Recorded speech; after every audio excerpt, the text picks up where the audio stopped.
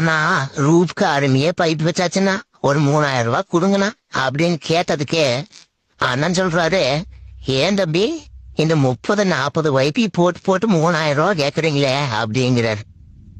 அதுக்கு நான் சொன்னேன், அண்ணா ஒரு வைப் போறக்கு நான் 9 தடவை உட்கார்ந்து எந்திரிக்கணுமுன்னா பிளேட் விட்டு வந்துடுவேன், பேஸ்ட் விட்டு வந்துடுவேன், ஏதோ ஒன்று மிஸ் ஆகி போயிரு. அது இது மேல கம்பி மேல நடக்கிறவே நம்மளுக்கு போச்சுன்னா தயவு செஞ்சு போராடாம 3000 ரூபாய் பணத்தை கொடுங்கண்ணா அப்படின்னு கேட்டதுக்கு சரி கொடுங்கண்ணா வாங்கிக்கலாம் எடுக்காரன் அப்புறம் வாங்கிக்கோ அப்படின்ட்டாரு. எலக்ட்ரிக்கல் நண்பர்கள் அனைவருக்கும் இந்த மாதிரி ஒரு வைப் போறக்கு நீங்களும் 9 தடவை நடக்கிறீங்களா அப்படின்னு சொல்லி கமெண்ட் பண்ணுங்க. என்னதான்னு தெரியல, ஏதோ ஒன்னே மறந்துக்கிறா உட்காந்து ஓட்டு அவன் மறுபடியும் வெந்திருக்கிற வேலையாவே இருக்குது. நீங்களும் அப்படித்தான் பண்றீங்களா அப்படின்னு சொல்லி ஒரு கமெண்ட் தட்டி விடுங்க.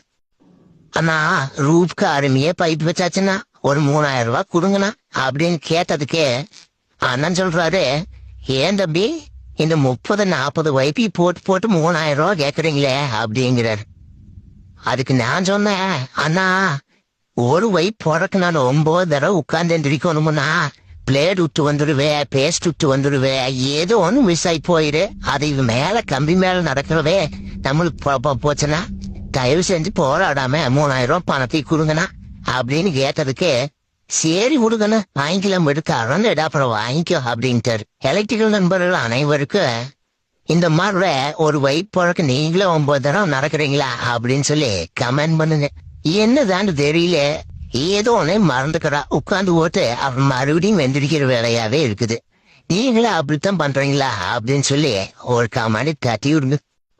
அண்ணா ரூப்க்கு அருமையே பைப் வச்சாச்சுன்னா ஒரு 3000 ரூபாய் கொடுங்கண்ணா அப்படின்னு கேட்டதுக்கே அண்ணன் சொல்றாரு, ஏன் தம்பி இந்த 30-40 வைப்பி போட்டு போட்டு 3000 ரூபாய் கேக்குறீங்களே அப்படிங்கிறார்.